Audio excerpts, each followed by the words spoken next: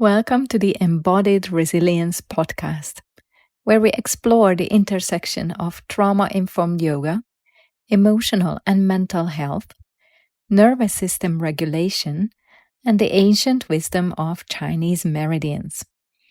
I'm Liz, a trauma-specialized yoga educator and space holder. In each episode, we will dive into practices, stories, and conversations that help you to return to your body, navigate life with more awareness, and support others with integrity and depth. Whether you're a yoga teacher, a student, or seeker, this space is for you. Hello, and welcome to this new episode on the post-holiday nervous system. Why slowing down feels challenging after the holidays. The period after the holidays is a strange, kind of in-between space. On the surface, life looks like it's returning to normal. Work resumes, schedules fill back up, emails pile up. There is a quiet pressure to get back on track. But underneath that, many of us feel anything but normal. The nervous system often comes out of the holiday period overstimulated, emotionally loaded, and deeply tired, even if we technically had a time off.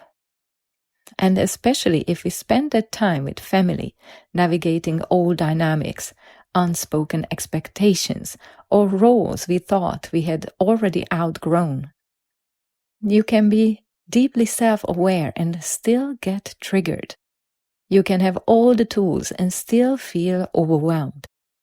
That doesn't mean that you're going backwards. It means that your nervous system is responding to context. And then almost immediately we are expected to return to everyday life, to work, responsibilities, or holding space for others.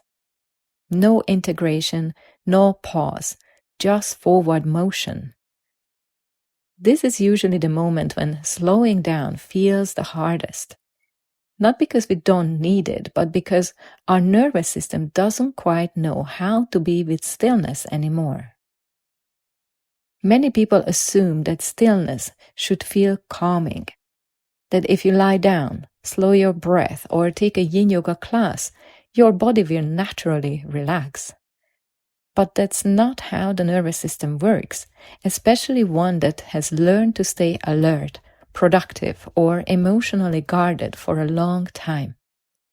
For a dysregulated or overworked nervous system, stillness can feel quite threatening.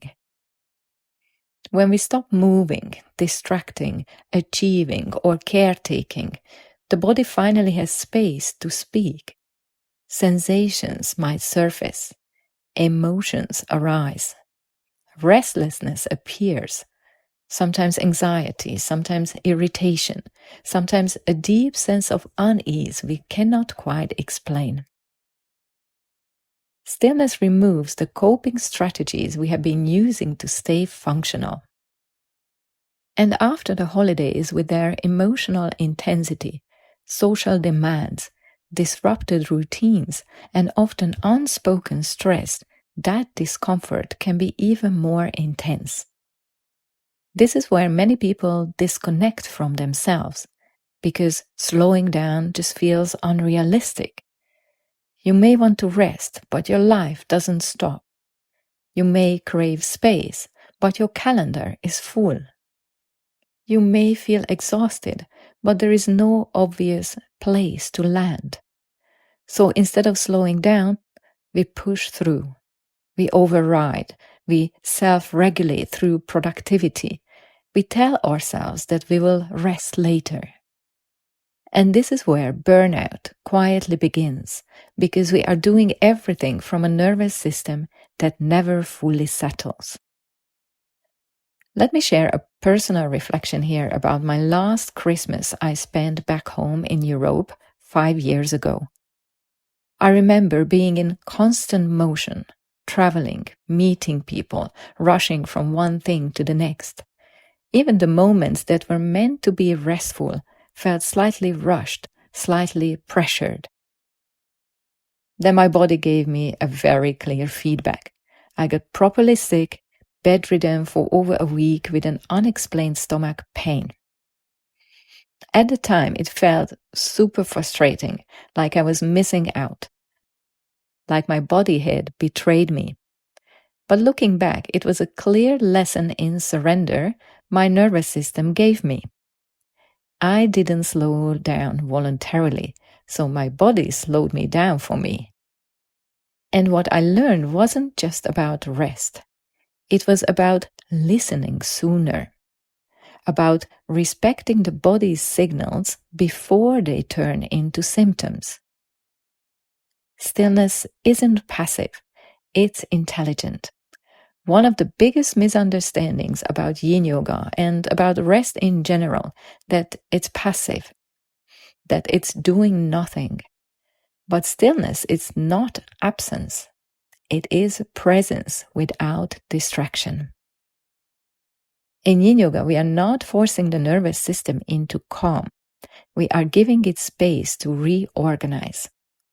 This is what nervous system flexibility actually means, the ability to move between activation and rest without getting stuck in any of them. This is especially important when life gets busy. Yin Yoga isn't asking you to escape your responsibilities. It's teaching your nervous system resilience to stress. When practiced with awareness, Yin Yoga becomes a conversation with your nervous system. You learn to notice when effort turns into bracing, when holding becomes gripping, when self-care becomes another form of self-abandonment. You learn how to stay with sensations without trying to control them, how to meet discomfort without overriding, how to rest without collapsing.